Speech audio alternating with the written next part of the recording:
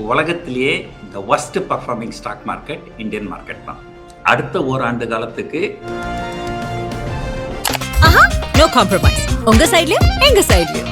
It's a GT promise. Adyar Ananda Bhavan sweets and snacks மற்றும் A2B veg restaurant உங்கள் பசியார எங்கள் ருசி பேசும். பிஹாண்டோட்ஸ் பெருமையுடன் தயாரித்து வழங்கும் மூன் வாக் மியூசிக்கல் நைட் ஜனவரி 4 ஞாயிறு மாலை 4 மணி அளவில் சத்யபாமா யூனிவர்சிட்டி சென்னையில் நடைபெற உள்ளது. உங்கள் டிக்கெட்ஸை Book My Show District ticket 9 மற்றும் கினாஃபலில் ஆர் ஸ்கிரீன்ல தெரியுற வாட்ஸ்அப் நம்பர் வெப்சைட் மூலமாக புக் செய்வோம். பங்குச்சந்தை நீங்க இப்ப வரீங்கனால் நம்பர் 1 அதீதமான எதிர்பார்ப்போடு வராதீங்க. கண்டிப்பா நீங்க பங்குச்சந்தைக்கு வந்தீங்கனால் நீங்க ஒரு கமல்ஹாசனாகவோ ரஜினியாவோ மாற முடியாது. உங்களுடைய ஒட்டுமொத்த சேமிப்பையும் பங்குச்சந்தையில் முதலீடு பண்ணாதீங்க. இன்னும் ஒரு மாசம், இன்னும் ஒரு 5 வாரத்துல பட்ஜெட் வரப்போகுது. 3 வகையான பாசிபிலிட்டி இருக்கு. பட்ஜெட்ல ஏதாவது ஒரு நல்ல விஷயம் நடந்தால் பங்குகள் 30,000 போவதற்கும் வாய்ப்பு இருக்கு.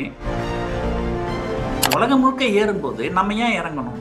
அப்ப என்ன பிரச்சனை, என்ன காரணம்? அந்த காரணம் மறைய போகுதா இல்லையா? அந்த காரணம் தொடர்ந்து இருக்க போதா? அந்த காரணம் தொடர்ந்து இருந்தால் கரெக்ஷன்ல வாங்கினாலும் நம்ம பணம் பண்ண மாட்டோம். ஒரு 40% பங்குச்சந்தையிலும் 40% டெப்ட் மியூச்சுவல் ஃபண்ட் அல்லது ஃபிக்ஸட் டெபாசிட் அந்த மாதிரியும் ஒரு 20% தங்கம் அந்த மாதிரி விஷயங்களையும் முதலீடு பண்ணலாம் அப்படின்றது தான் என்னுடைய கருத்து. ஜனவரி 31ஆம் தேதி வரைக்கும் இந்தியாவுக்கும் அமெரிக்காவுக்கும் வர்த்தக ஒப்பந்தம் ஏற்படாவிட்டால். சார் வணக்கம். வணக்கம் சார், நம்ம 2025 லாஸ்ட் வீக்ல இருக்கோம்.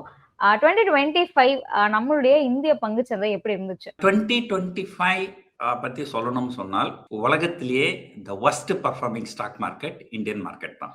South Korea, Japan, Hong Kong, Germany, France, UK, US இது எல்லா மார்க்கெட்டும் பார்த்தீங்கன்னாலே எல்லா மார்க்கெட்டுமே ஒரு 20% 50% வரைக்கும் ஏற்றம் தான் கண்டிருக்கிறது. ஆனால் நம்முடைய பங்குச்சந்தைகள் 2025 முழுக்கவே ஒரு பெரிய மூவ்மெண்ட்ல கிட்டத்தட்ட ஒரு 4% ஏறி இருந்தது அப்படின்னு சொல்லலாம். 4% ஏற்றம் அப்படிங்கிறது அது ஒரு ஏற்றமே கிடையாது. ஏன்னு சொன்னால் நீங்க பணத்தை பேங்க்ல FD போட்டிருந்தாலே உங்களுக்கு 7-8% வட்டி கிடைச்சிருக்கும். அப்ப இங்க 4% ஏறி இருக்குது அப்படிங்கிறது அது ஒரு பெரிய இது கிடையாது. ஏன்னா இது நான் பொதுவாக சொல்லுவேன், FD ரிட்டர்னை விட அதிகமான ரிட்டர்னை நீங்க சம்பாதிச்சா மட்டும்தான் நீங்க லாபம் பண்ணன்னு சொல்ல முடியும். FD ரிட்டர்னை விட நம்ம கம்மியா பண்ணோம்னா அது நம்ம லாபம் பண்ண அப்படின்னு சொல்ல முடியாது. அது நமக்கு நஷ்டம் தான். இது நான் சொல்றது நிஃப்டி 50 மட்டும்தான். பொதுவா பாத்தீங்கன்னா சிறு முதலீட்டாளர்கள் எல்லாருமே பொதுவா நிஃப்டி 50ல இருக்கிற ஸ்டாக்ஸ் முதலீடு பண்ண மாட்டாங்க. லார்ஜ் கேப் ஸ்டாக்ஸ்ல முதலீடு பண்ண மாட்டாங்க.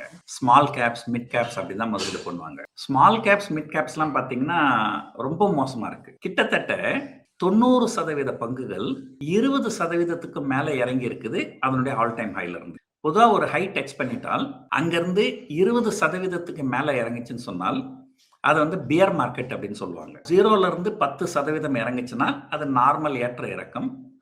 10%க்கு மேல 20%க்குள்ளார இறங்கி இருந்தால் அது கரெக்ஷன் அப்படின்னு சொல்லுவாங்க. 20%க்கும் மேல இறங்கி இருந்தால் அது பியர் மார்க்கெட் அப்படின்னு சொல்லுவாங்க. ஸோ கிட்டத்தட்ட 2600-2700 பங்குகள் இந்தியாவில் வர்த்தகம் நடக்குது. அதுல 90% பங்குகள் 20%க்கு மேலதான் அதனுடைய ஆல் டைம் ஹைல இருந்து இறங்கி ட்ரேட் நடக்குது. இது மிட் கேப், ஸ்மால் கேப் மட்டும் கிடையாது.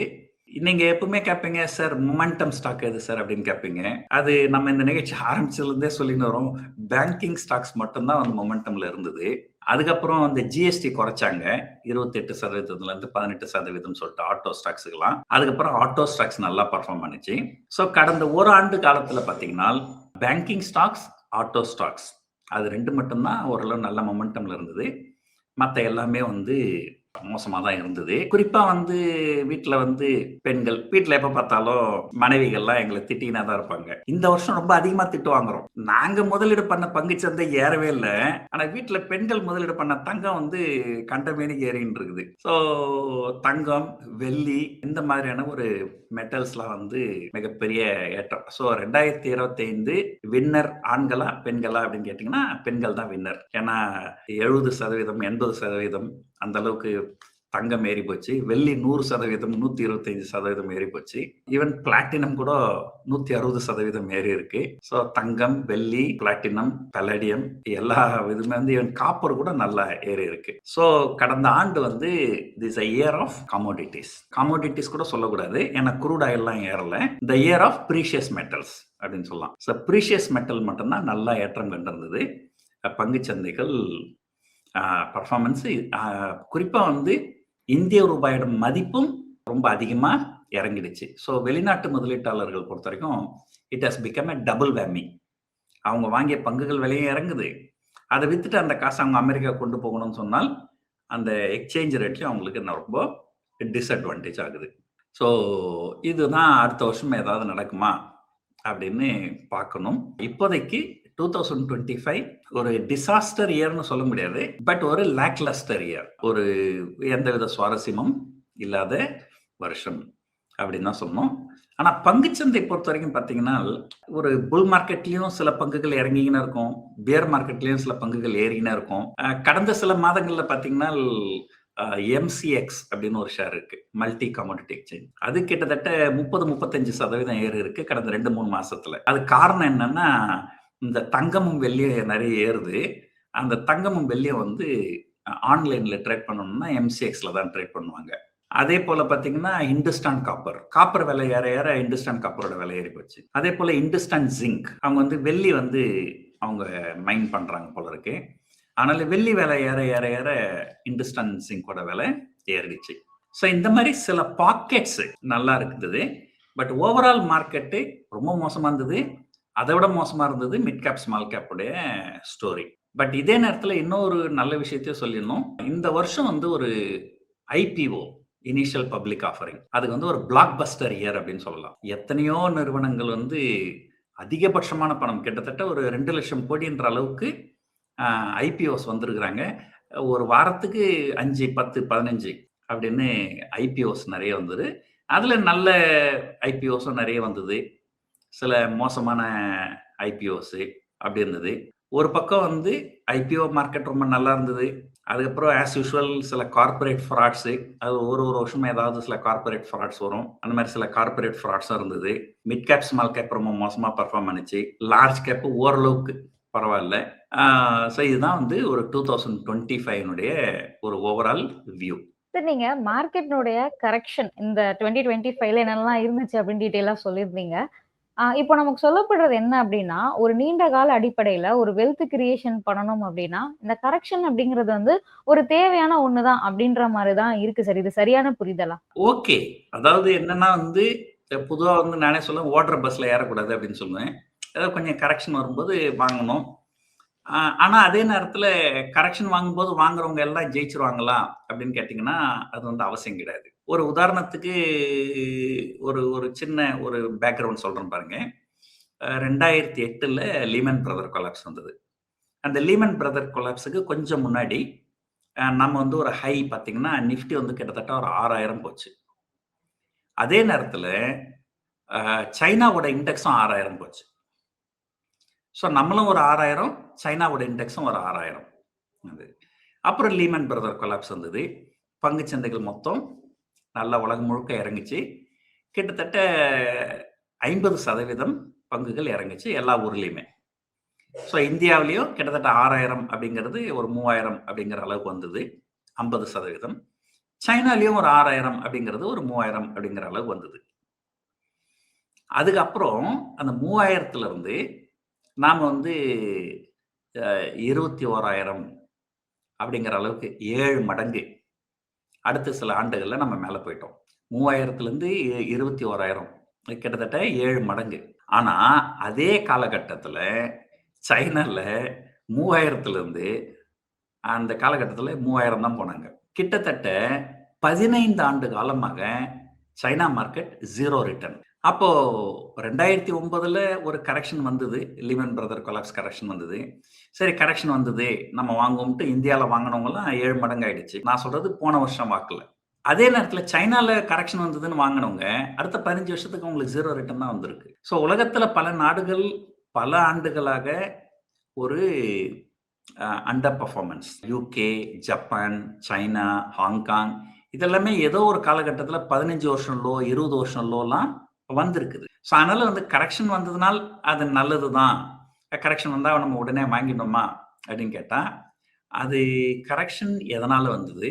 அந்த சூழ்நிலைகள் மாறுவதற்கு வாய்ப்பு இருக்கா? அப்படின்னு பார்க்கணும். இப்போ ஒரு உதாரணத்துக்கு சில ஃபைனான்ஷியல் இன்ஃப்ளூயன்ஸ் எல்லாம் கேட்டீங்கன்னா, சார் நீங்க பாருங்க சார், எந்த ஃப ஒரு 10 இயர் பீரியட் எடுத்துக்கினாலுமே மியூச்சுவல் ஃபண்ட்ல நல்ல ரிட்டர்ன் குடுத்துருக்கும். எஸ்ஐபில போட்டிருந்தா நல்ல ரிட்டர்ன் குடுத்துருக்கும். அப்படின்னுவாங்க. ஆனா 2000லேருந்து 2010 அல்லது 2005லேருந்து 2015 அல்லது 2010லேருந்து 2020 அந்த காலகட்டமும் 2020 டு 2030 காலகட்டமும் வேற காலகட்டங்கள். அந்த நான் முன்னாடி சொன்ன எந்த 10 ஆண்டுகள் பார்த்தீங்கனாலும், அந்த எல்லா 10 ஆண்டுகள்லயும் long term capital gain tax 0 இருந்தது. Short term capital gain tax 10% இருந்தது. டிவிடெண்டுக்கு டாக்ஸ் இல்லாம இருந்தது. டெப்ட் ஃபண்ட்ல பணம் போட்டீங்கன்னா உங்களுக்கு வந்து இண்டெக்ஸேஷன் பெனிஃபிட் கிடைச்சது. ஆனா கடந்த 5 ஆண்டு காலமா பார்த்தீங்கன்னா, long term capital gain tax 0லேருந்து 10 ஆயி 10லேருந்து 12 ஆயிடுச்சு. Short term capital gain tax 10லேருந்து 15 ஆயி 15லேருந்து 20 ஆயிடுச்சு.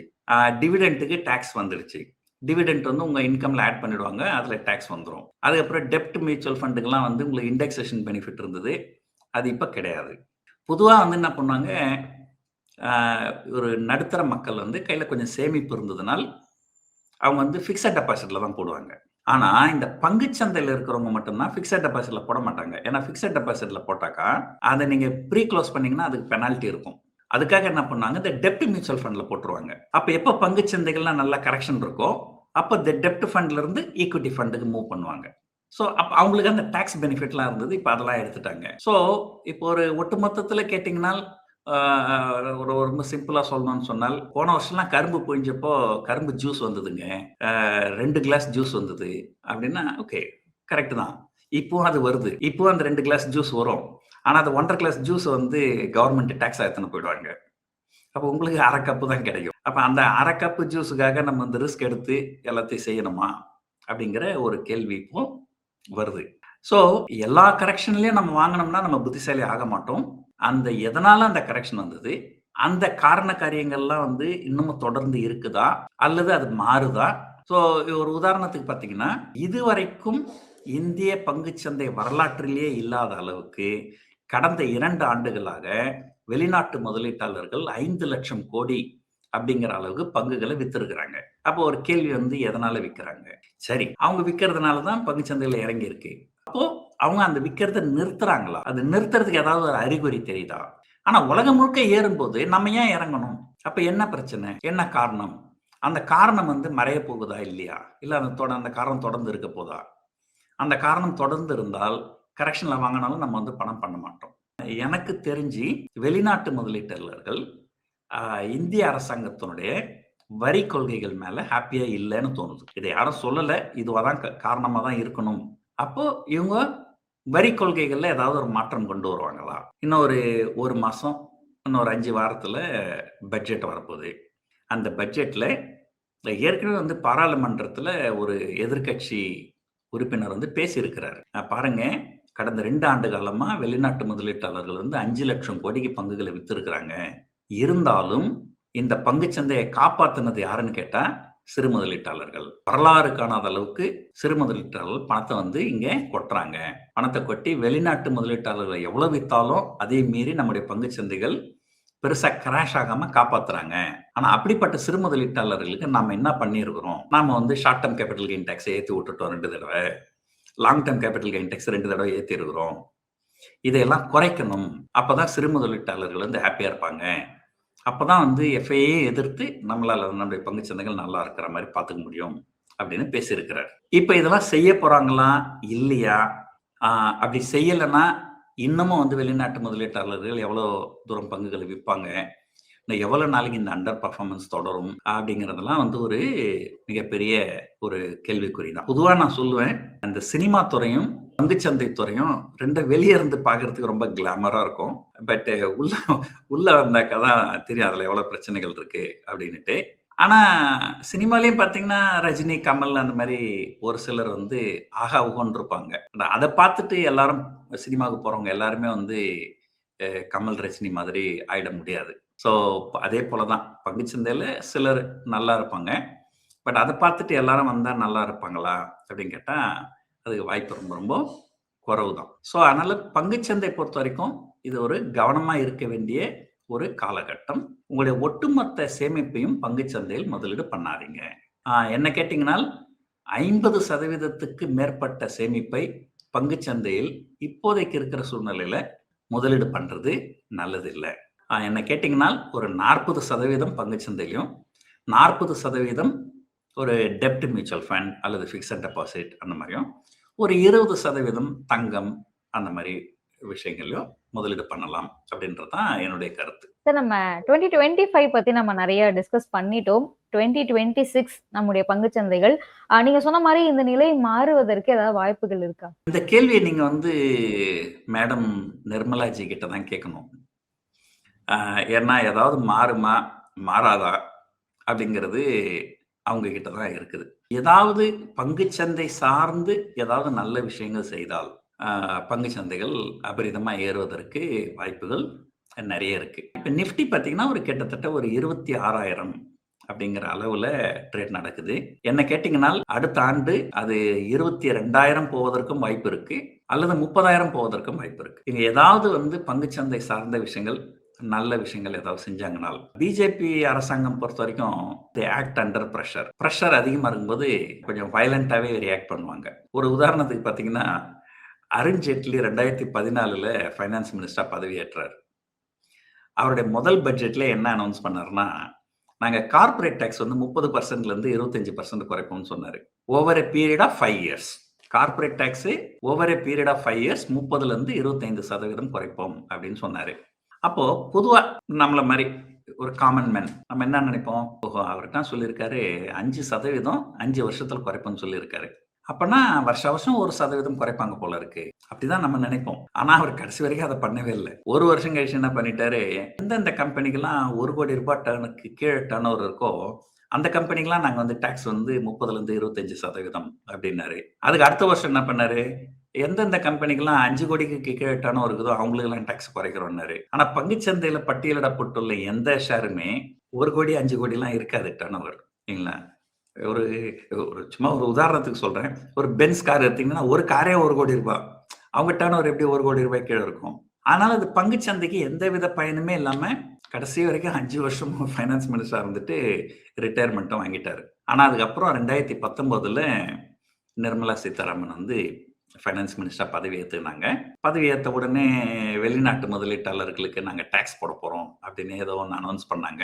வெளிநாட்டு முதலீட்டாளர்கள் அதுல ரொம்ப அதிருப்தி ஆயிட்டு தொடர்ந்து பங்குகளை வித்துக்கினே வந்தாங்க. பங்குச்சந்தைகள் ஓரளவுக்கு சரியலாம். ரொம்ப அதிகமா சரிஞ்சதுன்னா அது பொருளாதாரத்தையே பாதிக்கும். ஒரு பொருளாதாரத்தையே பாதிக்கக்கூடிய அளவுக்கு இது போயிடுமோ அப்படிங்கிற ஒரு பயம் வந்த உடனே ஒரே நாள்ல என்ன பண்ணாங்க, கார்பரேட் டாக்ஸ் 30%ல இருந்து 22% குறைச்சிட்டாங்க. அதாவது அருண் ஜேட்லி 5% ப்ராமிஸ் பண்ணி 5 வருஷமா செய்யாததை இவங்க ஒரே நாள்ல செஞ்சுட்டாங்க. ஸோ ஒரே நாள்ல இந்த வெளிநாட்டு முதலீட்டாளர்களுக்கு டாக்ஸும் கிடையாதுன்னு சொல்லிட்டு இந்த டாக்ஸையும் கார்பரேட் டாக்ஸும் 1 கோடி ரூபாய்க்கு கீழே ப்ராஃபிட் இருந்தால் 22%, 1 கோடி ரூபாய்க்கு மேலே ப்ராஃபிட் இருந்தால் 25%. பங்குச்சந்தை பொறுத்த வரைக்கும் எல்லாமே 1 கோடி ரூபாய்க்கு மேலே தான் ப்ராஃபிட் இருக்கும். அதில் 25% ஒரே நாளில் குறைச்சிட்டாங்க. அது ஒரு மிகப்பெரிய ஒரு அதிரடியான ஒரு செயல். அந்த அதிரடியான செயலால் என்ன ஆச்சுன்னு கேட்டிங்கன்னா, பங்குச்சந்தையில் 2 நாட்கள்ல நிஃப்டி 10% ஏறிடுச்சு. 2 நாட்கள்ல 10%. ஸோ இது நடந்தது 2019ல. அதுக்கப்புறம் 2025ல அங்க மாபெரும் தலைவர் ட்ரம்ப் அங்க பதவிக்கு வந்த உடனே இந்த இல்லாத பிரச்சனை எல்லாம் பண்ணி விட்டு ஏகப்பட்ட உலகம் முழுக்க பெரிய பிரச்சனை. இன்னைக்கு வரைக்கும் இந்தியா அமெரிக்கா கூட ஒரு வர்த்தக ஒப்பந்தத்தை எட்ட முடியல. ஸோ இது ஒரு மிகப்பெரிய பொருளாதாரத்தை பாதிக்கும் அப்படிங்கிற அளவுக்கு வந்த உடனே என்ன பண்ணாங்க, காலாகாலமா மக்கள்லாம் நிர்மலா சீதாராமன் கிட்ட, அம்மா கொஞ்சம் ஜிஎஸ்டி கொஞ்சம் குறைங்கம்மா அப்படிலாம் கேட்டப்போ நாங்கெல்லாம் சொல்றாங்க, எங்க ஜிஎஸ்டிக்கு எனக்கு சம்பந்தமே கிடையாதுங்க, அது ஜிஎஸ்டி ஜிஎஸ்டி கவுன்சில் தான் முடிவு பண்ணும், ஜிஎஸ்டி கவுன்சில் தான் எல்லாம் முடிவும் பண்ணும், எங்களுக்கு எந்த அதிகாரமும் கிடையாது அப்படின்னு சொல்லி இருந்தவங்க எந்த ஜிஎஸ்டி கவுன்சிலும் கூட்டாமே, ஃபைனான்ஸ் மினிஸ்டர் கூட கேட்காமே, பிரைம் மினிஸ்டர் ஆகஸ்ட் 5 அனௌன்ஸ் பண்ணிட்டார் நாங்க ஜிஎஸ்டி குறைப்போம்னு சொல்லிட்டு. குறைங்கன்னு கேட்டப்பெல்லாம் ஜிஎஸ்டி கவுன்சில் நாங்க. ஆனா அந்த ஆகஸ்ட் 15 எந்த ஜிஎஸ்டி கவுன்சிலுமே இல்லை. ஆனா ஜிஎஸ்டி குறையும் அப்படின்னு அனௌன்ஸ் பண்ணிட்டாங்க. அதுக்கப்புறம் செப்டம்பர் 1 வீக்ல தான் ஜிஎஸ்டி கவுன்சில் கூடி அதில் குறைக்கிறது அப்படின்னு முடிவு பண்ணி செப்டம்பர் 22ஆம் தேதியிலேருந்து ஜிஎஸ்டி வந்து குறைச்சாங்க. இது வந்து ஒரு 2வது அதிரடியான ஒரு செயல். ஆனா இந்த 2வது அதிரடியான செயலுக்கு பங்குச்சந்தைகள் ஒன்றும் பெருசா ரியாக்ட் பண்ணல. ஏதோ கொஞ்சம் ஏறுச்சு. பட்டு இந்த 2019 மாதிரி 2 நாட்கள்ல 10% தான் ஏறல. ஏன்னா பங்குச்சந்தைகள் என்ன நினைக்கிறாங்க, இல்ல இந்த ஜிஎஸ்டி ரிடக்ஷன் கூட பத்தாது. அமெரிக்கா கூட வர்த்தக ஒப்பந்தம் வரணும் அப்படின்னு நினைக்கிறாங்க. ஸோ இப்போ அடுத்த கேள்வி என்னன்னா, ஜனவரி 31ஆம் தேதி வரைக்கும் இந்தியாவுக்கும் அமெரிக்காவுக்கும் வர்த்தக ஒப்பந்தம் ஏற்படாவிட்டால், அது கண்டிப்பா அமெரிக்காவுடைய 50% வரிங்கிறது எத்தனையோ தொழில்கள் வந்து ஒரு பெருமளவு ஒரு பாதிப்புக்கு உள்ளாகி இருக்கு. குறிப்பா வந்து நம் தமிழ்நாடை பொறுத்த வரைக்கும் பார்த்தீங்கன்னா, இந்த திருப்பூர்ல பனியன் தொழிற்சாலைகள், அப்புறம் இந்த ஃபிஷ் ஏற்றுமதி இதெல்லாம் வந்து ஒரு பெருமளவு பாதிக்கப்பட்டது. 2வது வெளிநாட்டு முதலீட்டாளர்கள் தொடர்ந்து பங்குகளை நம்ம நாட்டில் வித்துக்கினே வராங்க. இதுவரைக்கும் இந்திய வரலாற்றிலேயே வெளிநாட்டு முதலீட்டாளர்கள் இந்த அளவு பங்குகளை வித்தது கிடையாது. அப்போ இப்ப திரும்ப ஏதாவது நம்ம வந்து ஒரு அதிரடியா செய்யணும் அப்படின்னு சொல்லிட்டு ஒரு பட்ஜெட்ல ஒரு வேலை லாங் டேர்ம் கேபிட்டல் கெயின் டாக்ஸை 0ன்னு கொண்டு வரோம், அல்லது ஷார்ட் டேர்ம் கேபிட்டல் கெயின் டாக்ஸை குறைக்கணும், ஏதாவது செஞ்சால் அது ஒரு வேளை வந்து பங்குகள் வந்து ஒரு வயலண்டா 2019 ரியாக்ட் ஆன மாதிரி ஒரு 2 நாள் 3 நாள்ல ஒரு 10% ஏறுச்சுன்னு சொன்னால் அது கிட்டத்தட்ட இப்போ 26,000லேருந்து 28,500 போயிடும். அதுக்கப்புறம் ஒரு வருஷம் டைம் இருக்கு, 11 மாசம் டைம் இருக்கு. அடுத்த வருஷம் பிப்ரவரி 1ஆம் தேதி பட்ஜெட்லேருந்து டிசம்பர் வரைக்கும். அதுக்கப்புறம் ஒரு பாசிட்டிவ் சென்டிமெண்ட் உள்ள வந்து வெளிநாட்டு முதலீட்டாளர்களும் இந்தியா மேலே ஒரு நல்ல ஹாப்பியா இருந்து தொடர்ந்து மேற்கொண்டு பணத்தை முதலீடு பண்ணாங்க. இந்திய ரூபாயும் கொஞ்சம் அப்ரிஷியேட் ஆகும். அப்படிலாம் நடந்ததுனால் ஒரு நிஃப்டி ஒரு 30,000 வரைக்கும் போவதற்கு வாய்ப்புகள் நிறைய இருக்கு. ஆனா இது எதையுமே செய்யாமல் அரசாங்கம் போறதுக்கும் எதுவுமே செய்யாம விட்டுட்டாங்கனால், பங்குச்சந்தை அதனுடைய போக்குக்கே விட்டுட்டாங்கனால், பெருசா இறங்கலனாலும் அது பெருசா ஏறாமலும் என்ன சொல்லுவாங்க, பிரைஸ் கரெக்ஷன், டைம் கரெக்ஷன் அப்படின்னு 2 இருக்கு. பிரைஸ் கரெக்ஷனா விலைகள் வந்து அபரிதமா இறங்கிடும். பட் விலைகள் அபரிதமா இறங்கலனாலுமே அந்த டைம் கரெக்ஷன் ஏறவும் ஏறாம இறங்கவும் இறங்காம அப்படியே ஒரு வருஷம் கழிச்சு ஒரு 2% ப்ளஸ்ல க்ளோஸ் ஆகுதுன்னு வச்சுங்களேன். பணத்தை பேங்க்ல எப்படி போட்டிருந்தாலே 8% கிடைச்சிருக்கும், பங்குச்சந்தையில் 2% என்ன பெரிய விஷயம் அப்படிங்கிற மாதிரி ஆயிடும். அதுக்கப்புறம் இன்னொன்று, இந்த சிறு முதலீட்டாளர்கள் இன்னமும் அந்த பங்குச்சந்தை மேல நம்பிக்கை வச்சு, இந்த வடிவேலு படத்துல ஒரு இன்னமுமா உலகம் நம்மளை நம்பின்னு இருக்கு அப்படின்ட்டு, அந்த மாதிரி இன்னமும் அந்த உலகம் பங்குச்சந்தையும் பிஜேபியும் நம்பி பணத்தை இன்னும் தொடர்ந்து முதலீடு பண்ணின்னு இருக்கிறாங்க. அவங்க எவ்வளவு நாளைக்கு தொடர்ந்து முதலீடு பண்ணுவாங்க லாபமே இல்லாம? ஏதோ ஒரு காலகட்டத்துல அவங்க இல்லைங்க, இது பங்குச்சந்தை சரி வராது, இது நம்ம நினைச்ச மாதிரி இல்லை அப்படின்னு சொல்லிட்டு அப்ப பங்குச்சந்தைக்கு புதுசா கொண்டு வர பணத்தை நிறுத்தினாலோ அல்லது இருக்கிற பணத்தை வெளியெடுக்க ஆரம்பிச்சாலோ, அப்ப வெளிநாட்டு முதலீட்டாளரும் பணத்தை வெளியெடுத்து உள்நாட்டு முதலீட்டாளரும் பணத்தை வெளியெடுத்தால் அப்ப வந்து நிஃப்டி வந்து 22,000 போவதற்கும் வாய்ப்புகள் நிறைய இருக்கு. ஸோ அதனால 3 வகையான பாசிபிலிட்டி இருக்கு. பட்ஜெட்ல ஏதாவது ஒரு நல்ல விஷயம் நடந்தால் பங்குகள் வந்து 30,000 போவதற்கும் வாய்ப்பு இருக்கு. பட்ஜெட்ல எதுவுமே செய்யல அப்படியே இருக்குதுன்னா இப்ப இருக்கிற மாதிரியே வெளிநாட்டு முதலீடுகள் விற்க உள்நாட்டு முதலீட்டாளர்கள் வாங்க அது ஒரு டக் ஆஃப் வார் மாதிரி இருந்து அப்படியே மார்க்கெட் சைட்வேஸ்லயே போயிடுறதுக்கும் வாய்ப்பு இருக்கு. இல்ல ஏதோ ஒரு காலகட்டத்துல சிறு முதலீட்டாளர்கள் சலிப்படைஞ்சு இல்ல இதுக்கு மேல நம்ம முதலீடு பண்ண முடியாது, ஏன்னா தினமும் ஒய்ஃப் கிட்ட திட்டு வாங்க வேண்டியதாகுது. சரி, இப்போ நம்ம பார்த்தோம் இந்த ஆண்டு வந்து நீங்க சொன்ன மாதிரி ப்ரெஷியஸ் மெட்டலுக்கான ஒரு ஆண்டாக இருந்தது. அடுத்த வருஷம் இந்த நிலை வந்து தொடருமா சார்? நீங்க சொன்ன மாதிரியே கணவர்கள்லாம் ஒய்ஃப் கிட்ட திட்டு வாங்குற நிலைமை வந்து அடுத்த வருஷமும் தொடருமா? உண்மையிலேயே வந்து நான் இந்த அளவு ஏறுன்னு எதிர்பார்க்கல. ரொம்ப ஏறிடுச்சு, இதுக்கு மேல கன்சாலிடேஷன் தான் இருக்கும் அப்படின்னு நினைச்சேன். ஆனா அது கன்சாலிடேஷனை மீறி இன்னமும் தொடர்ந்து ஏறினா இருக்கு. யாராலையும் வந்து அறுதிட்டு சொல்ல முடியாது. ஆனா எனக்கு தெரிஞ்சு தங்கமும் சரி வெள்ளியும் சரி இது வந்து ஒரு ஈஃபோரிக் ஸ்டேஜ்ல தான் இருக்கு. அந்த அணையிற தீபம்னா கொழுந்து விட்டு எரியும்னு சொல்லுவாங்க. அந்த மாதிரி அது எப்ப அந்த கடைசி லெக் இருக்குது பாருங்க, அப்பதான் பயங்கரமா மேல போகும். அந்த கடைசி சொட்டு எண்ணெய் இருக்கும்போது தான் அந்த எண்ணெய் காலியாகிற ஸ்டேஜ்ல தான் தீபம் அப்படி கொழுந்து விட்டு எரியும், அதுக்கப்புறம் அணைஞ்சிரும். ஸோ என்ன கேட்டீங்கன்னா அடுத்த ஓராண்டு காலத்துக்கு ப்ரீஷியஸ் மெட்டல் வந்து பெருசா பர்ஃபார்ம் பண்றதுக்கு வாய்ப்புகள் கிடையாது. But at the same time I must add my disclaimer, I have right to be wrong இருக்கலாம், அது தெரியாது. ஆனா என்ன கேட்டீங்கன்னா, நான் வந்து இந்த அளவுக்கு இந்த விலையில கண்டிப்பா நான் முதலீடு பண்ண மாட்டேன். சரி, இப்போ பங்குச்சந்தையில முதலீடு பண்ணணும் அப்படின்னு சொல்லி வரவங்க எல்லாருடைய நோக்கம் பார்த்தீங்கன்னா, ஒரு நீண்ட கால அடிப்படையில ஒரு நல்ல வெல்த் கிரியேட் பண்ணணும் அப்படிங்கிறது தான். அப்படி இருக்கும்போது 2026 எப்படி அணுகணும் முதலீட்டாளர்கள்? கரெக்ஷன் வந்துடுச்சு அப்படின்னு முதலீடு பண்ணாதீங்க. வெயிட் பண்ணுங்க. பட்ஜெட் முடியட்டும். பட்ஜெட் முடிஞ்சு பட்ஜெட்ல ஏதாவது நல்ல செய்திகள் வருதா அப்படின்னு பார்த்துட்டு அதுக்கப்புறம் முதலீடு பண்றது நல்லது.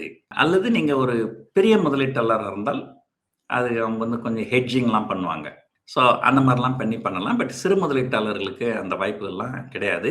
ஏற்கனவே சொன்ன மாதிரி 90% பங்குகள் வந்து மிட் கேப், ஸ்மால் கேப்ஸ் வந்து ரொம்ப மோசமான ஒரு சூழ்நிலையில தான் இருக்கு.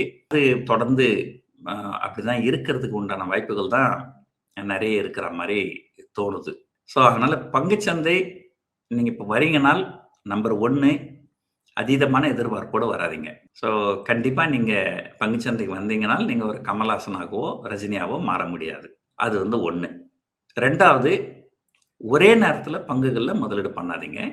ஸோ மேபி இப்போ கொஞ்சம் முதலீடு பண்ணுங்க. இந்த பட்ஜெட்டுக்கு அப்புறம் இன்னும் கொஞ்சம் முதலீடு பண்றத பத்தி யோசனை பண்ணலாம். அந்த மாதிரி ஒரு எஸ்ஐபி. ஆனா எஸ்ஐபில போட்டா கண்டிப்பா லாபம் வருமானா கிடையாது. லம்சமா பண்றதை விட எஸ்ஐபில கொஞ்சம் நஷ்டம் குறைவா இருக்கும். நஷ்டம் வந்தால் லாபம் வந்தாலும் கொஞ்சம் கூடுதலா இருக்கிறதுக்கு வாய்ப்புகள் நிறைய இருக்கு. ஸோ அதுதான் நம்ம பண்ண முடியுமே தவிர அடுத்த ஒரு வருஷத்துல என்ன நடக்கும் அப்படிங்கிறத அறுதியிட்டு யாராலையும் சொல்ல முடியாது. ஆனால் ஏதாவது நல்லது நடக்கும் அப்படின்னு ஒரு எதிர்பார்ப்போம். ஸோ அந்த வகையில கண்டிப்பா இந்த பட்ஜெட்ல ஏதாவது நல்லது செய்வாங்க. அதனால கண்டிப்பா பங்குச்சந்தைகள் ஏறும் அப்படின்னு நான் நம்புறேன். பார்ப்போம். வேற நம்ம வீடியோவை நிர்மலா சீதாராமன்ஜி பார்க்குறாங்களா, பார்த்துட்டு அதுக்கு ஏற்ற மாதிரி ஏதாவது பட்ஜெட்டில் ரியாக்ட் பண்ணுறாங்களா அப்படிங்கிறத பார்ப்போம். என்னோட சோஷியல் மீடியாவில் அவங்க என்ன ஃபாலோ பண்ணுறாங்க. ஸோ அதனால அவங்க பார்க்கறதுக்கு வாய்ப்புகள் நிறைய இருக்குது. சரி, இந்த வருஷம் நீங்க சொன்ன மாதிரி பேங்கிங் அண்ட் ஆட்டோமொபைல் சொல்லியிருந்தீங்க. இந்த மொமெண்டம் அப்படிங்கிறது தொடர்வதற்கான வாய்ப்புகள் பிளஸ் வேற ஏதாவது ஒரு செக்டர் இப்போ வரக்கூடிய ஆண்டுகள்ல வந்து அதுக்கு அந்த வளர்ச்சி வாய்ப்புகள் அப்படிங்கிறது நல்லா இருக்கு அப்படிங்கிற மாதிரி ஏதாவது செக்டர் ஆட் ஆயிருக்குங்களா? மேஜர் செக்டர்ஸ் அப்படின்னு பார்த்தீங்கன்னா 5 செக்டர்ஸ் தான். 1 பேங்க்ஸு, 2வது ஆட்டோ, அது 2 மொமெண்டத்தில் இருக்கு. 3வது வந்து ஐடி, இன்ஃபர்மேஷன் டெக்னாலஜி, 4வது பார்மசூட்டிக்கல். இது 2மே வந்து அமெரிக்காவை சார்ந்த விஷயங்கள். இந்தியாவுடைய தகவல் தொழில்நுட்பம் வந்து ஏற்றுமதி பெரும்பாலும் அமெரிக்காவுக்கு தான் இருக்குது. மருந்து துறையும் அமெரிக்காவுக்கு தான் ஏற்றுமதி அதிகமாக இருக்கு. ஸோ அமெரிக்காவுடைய கொள்கைகள் தெளிவாக இல்லை இப்போதைக்கு. இந்தியாவுக்கும் அமெரிக்காவுக்கும் ஒரு வர்த்தக ஒப்பந்தமும் எட்டப்படவில்லை. ஸோ இந்தியாவுக்கும் அமெரிக்காவுக்கும் வர்த்தக ஒப்பந்தம் ஏற்பட்டால், அமெரிக்காவில் ஒரு கிளாரிட்டி வந்தால், இந்த ஐடி ஸ்டாக்ஸும் பார்மசூட்டிக்கல் ஸ்டாக்ஸும் மேலே போகிறதுக்கு வாய்ப்புகள் நிறைய இருக்கு. இது தவிர்த்து பார்த்தீங்கன்னா 5வது செக்டர்னு பார்த்தீங்கன்னா FMCG, fast moving consumer goods. இப்போதைக்கு பேங்கிங், ஆட்டோ மொமெண்டத்தில் இருக்கு. ஐடியும் பார்மாவும் அந்த மொமெண்டத்தில் ஜாயின் ஆகிறதுக்கு வாய்ப்புகள் இருக்கு. Subject to the condition that the US India trade deal happens. அந்த கடைசியாக எஃப்எம்சிஜி ஜாயின் ஆகிறதுக்கு வாய்ப்புகள் இருக்கு. மற்றபடி மைக்ரோ மார்க்கெட் அப்படின்னு பார்த்தீங்கன்னா நான் ஏற்கனவே சொன்ன மாதிரி தான். இந்த காப்பரு, ஜிங்கு, காப்பரு, சில்வரு, கோல்டு இதெல்லாம் ஏற ஏற இந்த இண்டஸ்டன் ஜிங்கு, இண்டஸ்டன் காப்பர், எம்சிஎக்ஸ்ன்ற ஷேர் பார்த்தீங்கன்னா ஒரு 2 மாதத்துக்கு முன்னாடி 8,000 ரூபான்னு பார்த்தா இன்னைக்கு அது 11,000 தாண்டி இருக்கு. 8,000லேருந்து 11,000, கிட்டத்தட்ட 35% 2 மாசத்துல ஏறி இருக்கு. ஸோ அந்த மாதிரி சில மைக்ரோ மார்க்கெட்ஸ் வந்து கொஞ்சம் பர்ஃபார்ம் பண்ணலாம். அதாவது அந்தந்த நியூஸ் ஃப்ளோவை பொறுத்து. ஒட்டு மொத்தத்தில் இந்த நேரத்தில் மிட் கேப், ஸ்மால் கேப்பை அவாய்ட் பண்றது நல்லது. லார்ஜ் கேப்ல ஸ்டே பண்றது நல்லது. சார், இந்த வாரம் நம்ம நிகழ்ச்சியில வந்துட்டு நிறைய விஷயங்கள் எங்களுக்காக பகிர்ந்துக்கிட்டீங்க. Thank you so much for joining and happy new year sir. Same to you. Happy new year. No compromise. உங்க சைடுலயும் எங்க சைடுலயும். It's a GT promise. Adyar Ananda Bhavan sweets and snacks மற்றும் A2B வெஜ் ரெஸ்டாரண்ட் உங்கள் பசியார எங்கள் ருசி பேசும். பிஹாண்டோட்ஸ் பெருமையுடன் தயாரித்து வழங்கும் மூன்வாக் மியூசிக்கல் நைட் ஜனவரி 4 ஞாயிறு மாலை 4 மணி அளவில் சத்யபாமா யூனிவர்சிட்டி சென்னையில் நடைபெற உள்ளது. உங்கள் டிக்கெட்ஸை Book My Show, District ticket 9 மற்றும் கின் ஆப் ஹலில் ஸ்கிரீன்ல தெரியுற வாட்ஸ்அப் நம்பர், வெப்சைட் மூலமாக புக் செய்வோம். See you there.